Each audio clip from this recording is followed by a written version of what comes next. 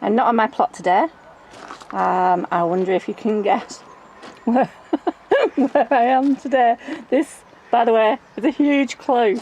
And another clue is... All right. It's the return visit. We're in God's country today. Eden, obviously. Wigan. Right, you're on. Hello there. Hello. So we're down in Eden today with Julia. Yeah. And Tony. Tony's going to give us the guided tour of Eden. We are. Where would you like to start? Shall we start with the potato bed? Yeah. As it's in front of us. Let's get rid of this aphid. Fine, healthy looking potatoes you've got there. Well, these are the Desiree. Nice. Are they the Desiree? Yeah. So we've got Desiree in there, we've got Sarpole Mira that I've planted in here, but I've planted these ones in here probably about 4 weeks after those. Those have been in the ground now for about 6 weeks. And where this bed, it's bed number 1 on our plots.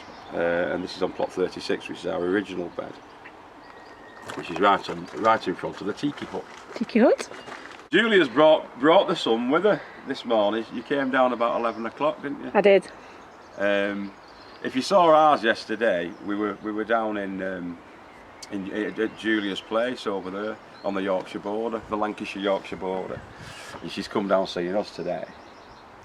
So yeah, we'll give you the tour. This is now a potato bed. This was an onion.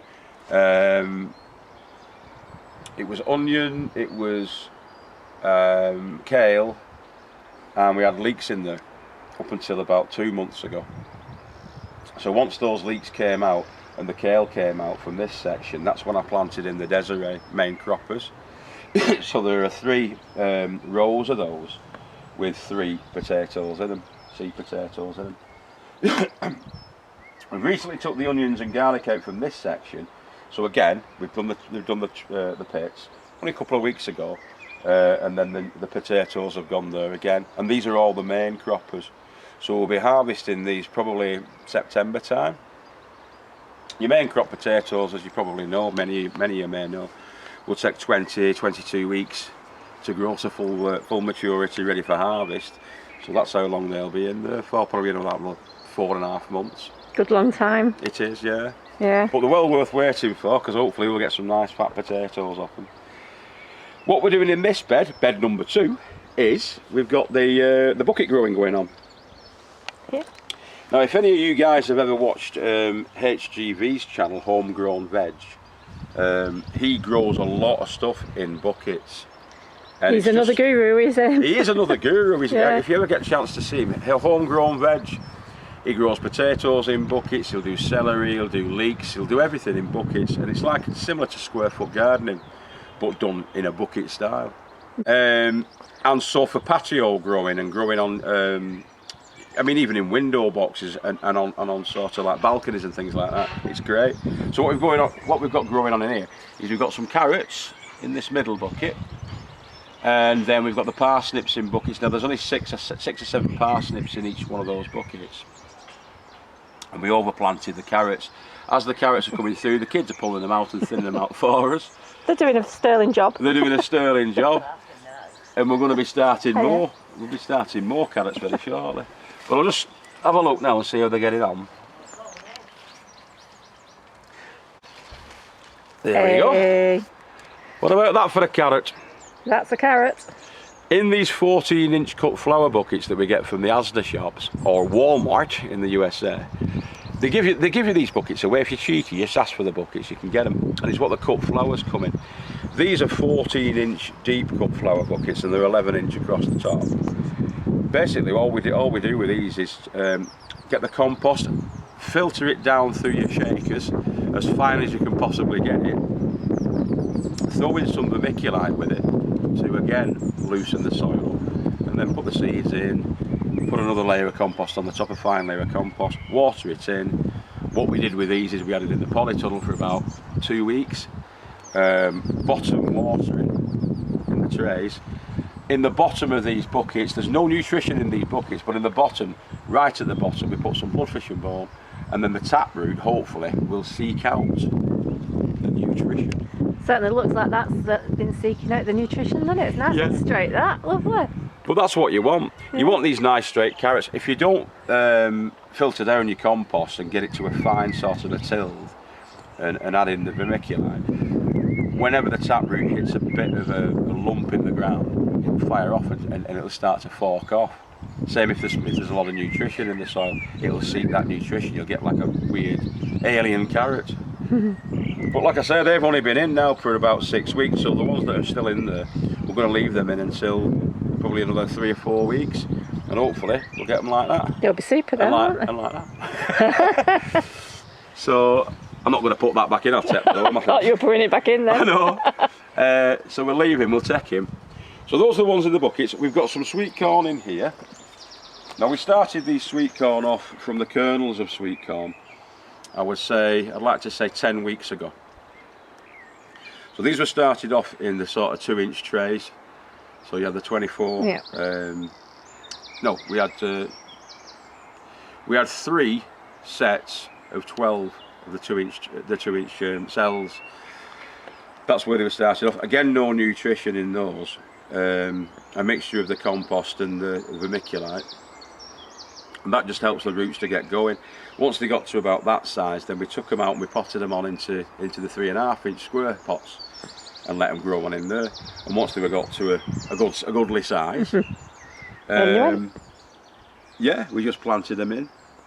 So we just took them basically out of the pots, dug a little hole, put them in the ground.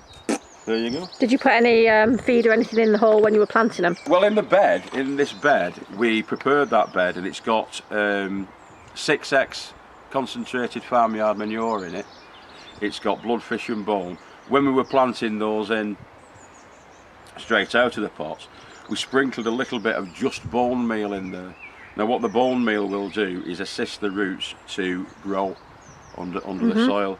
The bone meal is what you want really. The plant will take up that calcium and what have you that's in the bone meal, spread its wings under the soil, give itself a good anchorage then to grow up tall and strong. Bucket growing is the way forward. Because we've got all these beds, that's fine and dandy.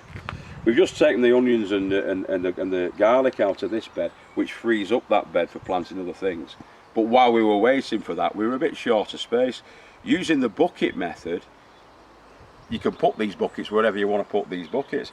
So as areas of your garden get full and you need to clear up space, you can just move your buckets and put them elsewhere. Fill up that space. As that space gets filled up, you can put them down the paths. You can just stick the buckets wherever you can. It's brilliant, isn't it, buckets? I think it is. Especially for potatoes, because they're in there for quite a while and they're dead easy to harvest out of it. Really, really easy. You just tip them out. Yeah. So these are the first earlies that we've got in here. We've got Ulster Prince, we've got Home Guard, and we've also got Red Duke of York. Now these ones were planted much later. Now we top those off and they are ready for, they should be ready for bursting through, starting to burst through. Impossible to resist doing that with potatoes, isn't it? It's impossible to resist having a mooch and a look. But they will be coming through. These ones are probably about 4 weeks in front of those ones. So in these ones, we've tended to err on the side of a little bit of a mix with the feed. So when you put your compost in there, it's a standard compost that goes in there, but a bit of an amendment. We only put it in the bottom half of the bucket. So we'll fill up the bottom half of the bucket, put the potato in the centre and its chits pointing up. In the compost mix, we'll have a 50-50 mix, half a cup each, of your blood, fish and bone and chicken manure pellets. That is going to be the feed for the duration. I don't give them any liquid feed, I don't give them anything else.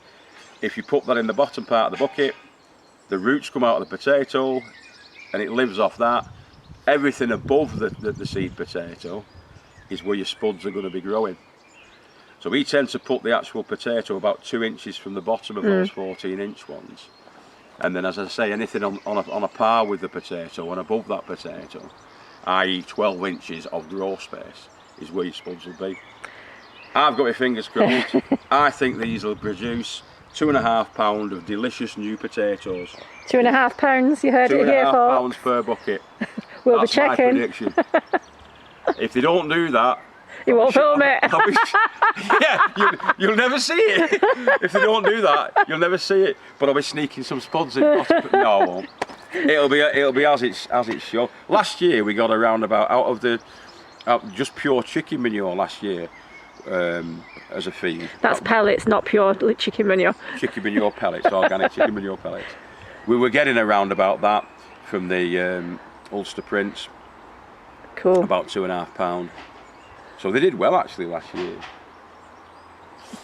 But if you look over there as well, there's thousands of them. We've got tons and tons of buckets. There are a lot of buckets. We'll have a look around. We've got the normal Asda Cup flower buckets, but we've also got that 30 or 35 litre sort of commercial buckets that we've got here. You know, the ones with the handles on. They're very good, those buckets. Very hard wearing, aren't they? Worth buying, I think. Yeah. Yeah. They'll cost you about £3.50. Yeah. Often if you buy like 10 of them, you get a discount on them. Discount. We got those from Paul Green, but there's all sorts of horticultural places you can buy them from. You can also get like the big ones, the big 50 litre ones. In the 50 litre ones you can put 3 seed potatoes in there. These have got 2 seed potatoes. We're hoping to get out of that one because there's that bigger growing space. Probably about £6 or £7 in weight out of each one of those. Again, we'll be checking. But we'll be checking that. On the really big 50 litre ones where you've got 3 seed potatoes, and Tony O'Neill tends to get about £20 sometimes. Amazing that, isn't it? But he does do them with like the bigger potatoes like your Sarpo Mira. These are first and second earlies that we're doing in the buckets. All my main crop potatoes we're doing in the beds. Next year when I do get the bigger buckets, potentially we're going to be doing main crops in the buckets as well. But it's just the way I've rolled this year. So the first and seconds are going into the buckets, and the big main croppers are going into the beds. Tell us about those strawberries you've got going over there. Right, yes, we've got some strawberries on. So at the bottom end of the of Eden, we have got some strawberries. So they just started to come through there. There's a quite nice one there. Oh, just give me foot in without crushing any of them. That's a nice one. Another good one over there. These will be ripe and ready, really. I mean, that one's ready now, to be honest. So we'll give that to our little friend. There you go. Thank you very much. Now we have had a couple off these already, but it's still early in the season. They're not red as berries. They're sweet already though. Are they? Let's see if I've got another one for me. Down at the end there, near the fence, I think. Yeah, that one there. Oh, that's nice. Well, I've got one. Oh, that's a bit pink. Yeah, that's all right. That little one.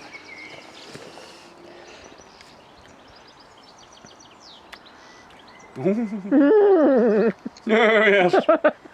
Lovely already. Lovely, simply lovely. We've got this bed as well, full of strawberries. Strawberries there. These strawberries are actually from the runners. We put them in from runners, these. And see how... They're doing great, aren't they? Yeah, they're spaced out better, aren't they? That's a tasty strawberry. So that's like kind of a newer bed that we took out from here. From this bed. It's a lot of strawberries.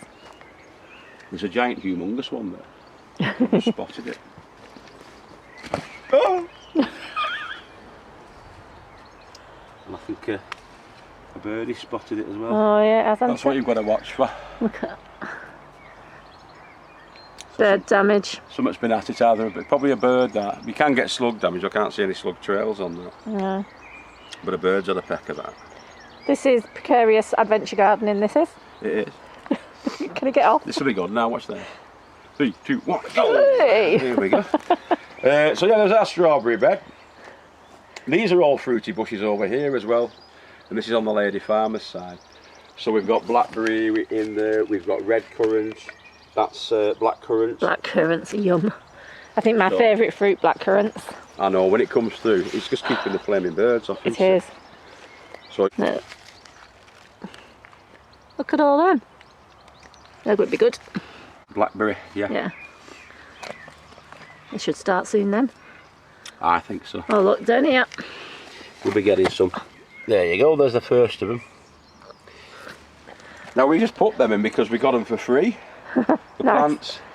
Now around here, if you walk down the lane, it's absolutely full of blackberry. So if these don't come to fruit, there'll be a couple of £1,000 worth of blackberries down there. grown wild. I mean, we do a harvest of it. This is our one of our Brassica beds that's netted off. Tony's done a really cool trick with this Brassica bed. I was showing Julia actually. I'm nicking this idea, it's fantastic. Right. If you want to get there, we can show the people. Let's show the people. So what it is,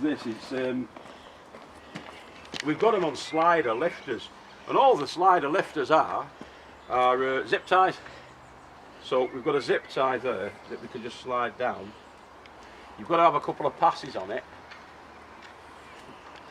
and it just pulls the netting down like this. When you're doing your weeding,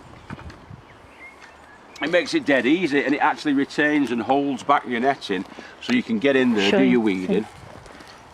And as I say, like you say, it just slides down there. Oh, there's all the scapes. Saying to Julia before, those scapes are off the onions. I take them home and I sort of cook them up. Don't go to waste. They're delicious, them. You can have the scapes. Never waste the scapes, they're lovely. And if you look slightly translucent, you'll see the seeds inside. Can you see the seeds? You just see the knobbliness. Yep. Yep, that's the onion seed, but you can eat that, which we will be. Well worth doing. So as they slide down there, you just work your way along. The reverse process to get inside there, obviously you push them up, but as they go down, it takes about a minute. It's easier than faffing around with a load of pegs. Yeah. This is happening on my Brassica bed before the, Top I think first thing tomorrow morning. And then all you do then is, because you've got the excess goes on the outside, and we have little nails, tiny nail. Just hook it under. Hey, you didn't show me that bit earlier. You've got these little nails. He's trying to keep the tricky bits to himself then. No, you just didn't get a chance. So that goes on there. You don't have to be too savage with it.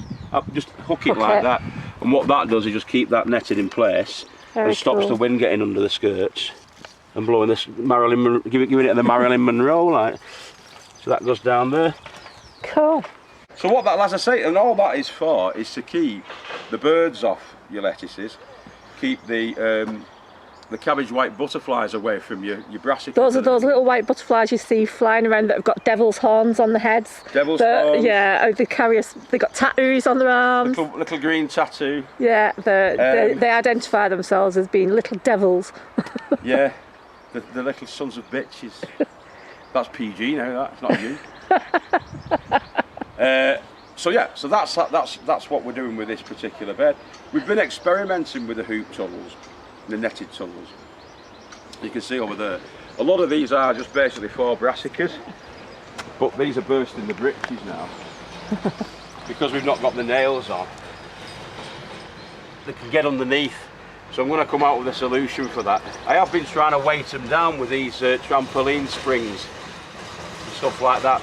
This basically all needs picking. I'll pick a lot of that back and then we can wrap them up. It's very lush in there, isn't it? It's banging with vegetables in there. It is. I don't think you could fit another veg in that. I don't think so. We've got cauliflowers and broccoli down the middle there. We've got the spinach there, which is the perpetual spinach. You just keep pulling it off, it keeps coming. We've got beetroot in there. It's just chock-a-block though, isn't it? So we're going to be taking a lot of that home tonight. We're going to take the beet leaf, some of the beet leaf, the spinach, take it all home, mix it with some potatoes and the last of the leeks that are over there, and come up with a really green soup, like a potato and leek soup, but with extra Green things soup is the best. That's what made me lost 2 stones, Julie. He's sucking it in. Push it out. See, there it is. Before and after. So yeah, as we move around the plot, as I say, that's bursting its britches, that's bursting its britches. We took a full lettuce yesterday for my mum. Look at those lettuces, aren't they looking gorgeous? Yeah, there's not a mark on them. Picture perfect lettuces. We do like a picture perfect lettuce. Let's see if we can get it up and have a look. Look at that. There you go. Beautiful. They're huge. They're quite firm, aren't they then? Yeah. That's like a big chunk of greenery. Now with these ones, all I'm doing with these ones is I'm just putting that in. So that's holding it down. Just a garden cairn just going in. Yeah, that holds it down. But that's because they're a bit further back from the edges. Yeah. That's overplanted, that. So anyway, in here, we've got some outside lettuce, just leave them outside. We've got some beetroot there, the courgettes are there. Already with some little baby courgettes going on them. Not too many. We had 3 courgette plants and we must have had about 300 or 400 courgettes off them. It was ridiculous. It's amazing. These are the beans from Ession's family garden here. So, Chinese green noodle beans they give us. So those are noodle beans on They're looking very well. Yeah, the bugs have been A little bit eaten, aren't they? But yeah, look at the new leaves are coming fine though, aren't they? They'll come back then, yeah. I'm going to get some canes in them later. I like this, I like the trellises just put up against each other with a bit of frame. That's good. Good way to grow your beans, isn't it? We're just utilising what we had. I mean, these were some that we found and people was throwing them away. Yeah. And they're brand new. It's like saying it, one man's rubbish is another man's treasure. Exactly. I mean, I built that central one. Yeah. And we had the spaghetti squash growing up that last year. The spaghetti squash was brilliant. We'll give you some seeds of it. Tony's giving me some seeds for that. I'll be giving that a go next year. Last year. So yeah, so we've got beans on this side. We've got some sweet peas that Alan from Dawn Chorus plot gave us there. We've got some cobra beans that Kelly had from Kelly's kitchen garden at the back there. In here, we'll have the mutant parsnips because this is unsieved soil. The parsnip plants are going in there. There's 2 or 3 to each station. We're just going to get what we get. Yeah. But sometimes that's fine, isn't it? It'll all be edible. Yeah. Here's our onions. Fine onions. These are doing really well. They're doing all right. What we're plagued with on this site is this stuff. It's bindweed. Julia's lucky because she doesn't have any of this, but touch wood. That's bindweed. Wraps itself round. It's actually a member of the, I think it's a member of the nightshade family, and it's similar to sweet potato in that it vines, but you don't get the tubers underground. You can't eat it. It just strangles everything you try and grow and takes over your plot if you don't get rid of it. A terrible pest. So if you didn't move that, it'd be down nowhere. It could potentially reroot that. It just loves it. Any tiny bit of it you leave. Yeah, if you leave any of it actually in the soil, it will definitely do it. Sometimes if you leave it on top, if it's sunny, it'll dry out and kill it off. Yeah. But I'm going to go around with a bucket and pick them all up after anyway. In here we've got our garlic again that was overwintered. So we've got the onions. The onions are quite close now to being ready for pulling out. And we've got the garlic in here. I'm tempted to take some of this garlic out because it's getting the rust on it. Now the allium rust will spread to the other alliums. It's okay at the moment, the onions don't seem to be affected by it, but definitely the garlic's being affected by it. So have you had any issues on these plots with the allium leaf miner? We've had beet leaf miner, so your beetroots have been affected by that. Yeah. I know a lot of plots down south have problems with allium leaf miner. Yeah, I think Terry's had a lot of problems with that, hasn't he? Yeah. But actually, no, having to grow everything under nets, aren't they? Alliums. We've been fine with that. Good. Let's see what they're like. See if we've got anything coming up. Unearthing of garlic. So there's one. There's a little one. Now, because we didn't have a harsh winter this year, we've not really got too much in the way of segmentation and splitting. You need it to be frosty to get segmentation and splitting on your garlic bulbs. Yeah. Otherwise you just get like one big bulb, which is similar to that. It's splitting a little bit, but not too pronounced on that. Now that's the smallest one there that I pulled up. The other day, I don't know if you saw the one the other day, we were pulling them out of there and some were like that. Yeah. Some were whoppers. I did see, yeah. It was like you got a lot, didn't you? And we got a lot out. We ended up giving away 20 odd to Steve up at the top for his cancer treatment. The medicinal benefits. The medicinal benefits. Fresh veg. Yep. I mean, garlic's really good for you if you can stand the taste and everything. It's full of volatile oils and phytonutrients that are extremely good for your health all around. It's a bit of a wonder veg, garlic. Yeah. So yeah. Brilliant. The side effect, obviously, is that you potentially smell a bit. But if you both have it, you and your partner. But if it's keeping you healthy. If it's keeping you healthy, it's well worth it. Yeah. More sweet corn. Yeah. So we've got 12 sweet corn in there. We've got the sweet corn there that we showed you before, and we've got the 6 behind you there. Spinning you round, sorry.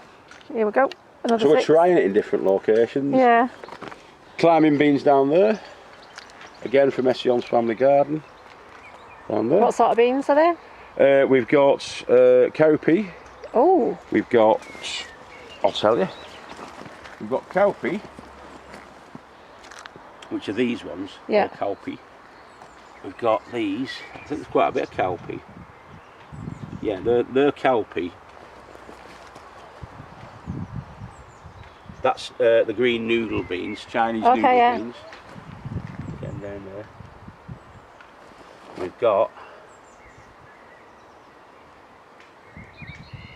lima beans. Ooh.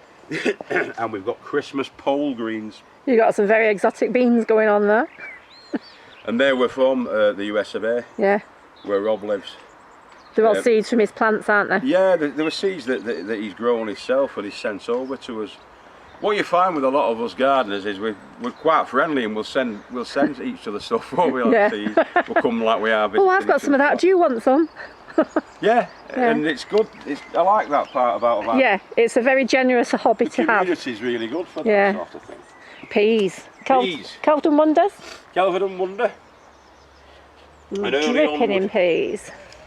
So we've Early Onward and Kelvin and Wonder. See if we can find you some. There's plenty of pods on. Told you it's dripping in peas. There they go. So they've been in now for about 4 weeks, but they're already started. They're amazingly quick, aren't they? They are. We have peas for days. We've got peas there. We've got peas in here that were grown in the. These were grown and started in the gutters. Yeah. So we grew them in a gutter. And you've got another gutter of those going on in the greenhouse, haven't you? I have, yeah, up in the polytunnel. So these were directly sown. Now the mice have had a few. Yeah. But what survived has come through there, as well as bindweed. So we'll have to pull. It's a constant battle really on here with the bindweed. And they're growing in with the peas, as you can see there. That's a bindweed. So as we go around, we just pluck them out as you find them, really. Yeah. That's all you can do, innit? Just keep pulling it out. Yeah. I mean, I rooted all the way through that, and I dug up as many of the rhizomes underneath the ground as I possibly could before we put the peas in, but you know what I mean? It's that kind of weed, innit? It's that kind of weed. It's very, very prolific. Those were the ones that we rescued from the tip. All right. Somebody chucked them out. That's little roses. Yeah, pretty colour, isn't it? We're hoping they're going to come back, but I mean, that's come through nice, hasn't it? Yeah. That's looking a bit shot at, isn't it? Yeah, that one might be a goner, but these two are looking really cool. I think they'll be alright. I think they'll come back. But these ones with the Queens of Bermuda, they need a bit of a tidy up. That was absolutely gorgeous about a week and a half ago. That one. These are our dead, this is real life gardening, people. Because I've had nowhere to put these, and I've been away for the last 2 days and forgot to water them. That's what happened. That's what happens to brassicas, but that is what happens to cucumbers. They're looking very healthy. So there's a cucumber there, tomatoes in here, and so we're doing these in the trays. We've got some nutrition in the buckets already, so it started off when we had some bone meal put in with the buckets. So we took them out of the normal little 3-inch pots, put them in the centre of these Asda cut flower buckets with the rest. That one is, yeah. That's got and that's a sun gold. That's starting to get tomatoes on it now. And that's coming on there. I need to water up in here before we go today, just to get them trays, a couple of inches in them trays. Leave them then for 3 or 4 days. Just keep checking on them. As long as they've got water in, they're okay. And they'll stand it really if there's no water in for about a day, if it's not too hot. Because inside that bucket they'll still retain the moisture, and it'll be good for the roots. The roots will, but you can't leave them too long without water. No. They'll dry up and they'll mess up. So yeah, another cucumber there. These are our grapes. We're not having too much fun with the grapes this year, but there's a bunch here. A little bunch there. Perfect little bunch. It's not an old vine, this. It's only about 4 years old, I think, something like that. Still getting established then. Now these need to be pruned back, but I'll do that later on. Last year we had about 20 on, but they come in fits and stops. You'll have 1 year when you'll have a load of grapes on, and then you'll have another year like this year where it'll be resting. It's like every other year. I've found anyway. You get a big crop of grapes. Some fruit trees and things do that, don't they? I know my plum trees are every 2 years. Biennial, isn't it? Biennial, yeah. Yeah. Little leeks. Yep, baby leeks in there. How long have they been in? They were started off mid-March then, on the windowsill. Yeah. So they were ready for planting out 2 weeks ago, and that's what we did. We planted them out last week of May. Right. Yeah, about 2 weeks ago that. Giant pumpkin. Giant hopefully. pumpkin. It's a bit near to the fence, it might get sabotaged by neighbours here, you know. Oh, it's wise old elf, he'll be alright. Wise old elf will look after it. He'll watch him. It's the wise old elf's plot. Look, see, told you film set. Looking very tidy, isn't he? Organised. Yeah. Ah, looks fab. He's no chance to do. Look, he's so and so, isn't he? It's a bit like me, really, though. That's looking very good. No, he's a good one. It's starting to vine. He comes on every day, he does an hour every day, then on Wednesdays and Sundays he does 3 hours. Nice. He's got those right. Got a very tidy plot. All horse manure underneath there. Whoa, that'll make a big... Pure horse muck underneath that. That's Lady Farmer's beetroot bed. You're just leaving beetroots in there. We're going to put some salad greens in there as well. And they're modular sown, yeah? Yeah. So you'll get about 5 or 6 different, well, 5 or 6 beetroots individual. Yeah. In the. And very fine, healthy looking beetroots. They've only been in about 2 weeks or so. Yeah. From the seedlings. So, and we've got even more potato plants down there. Well, more potatoes. And our some water comfrey. catchment system.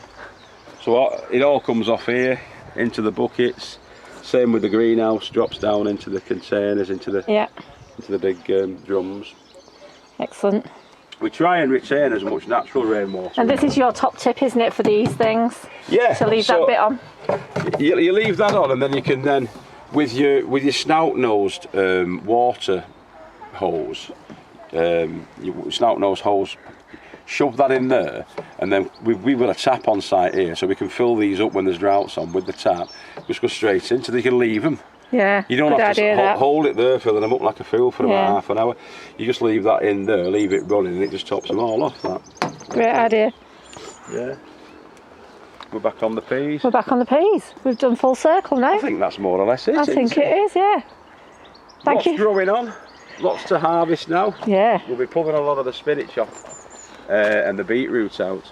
And even probably inside Brad's cage, which we've not shown them, have we? We've not, no. Inside Brad's we couldn't do cage. this without showing them Brad's cage, could we? This is my little lad's own personal grow space. And underneath there, we've got the swede. So let's see if we can see the swede. There. You might pick it up. At the base there. Now that's probably like a large sort of cricket ball size swede. That's how I like to take them when they're about that size, mate. Yeah. Because they're the best flavour, best taste. The thing about growing your own is you can check it when you want to check it. I mean, we can leave that another month and it'll get bigger, but it will run the risk of splitting, especially with all this rain that we're having. You'll get the risk of the actual root splitting, which means it won't store as well. And also, they can tend to get woody, and you don't get the same that sort fresh of flavour. So what we'll do is we'll take a couple of them out before Julia goes, and we can have a look at them. But that's essentially the plots. Brilliant. As they stand now.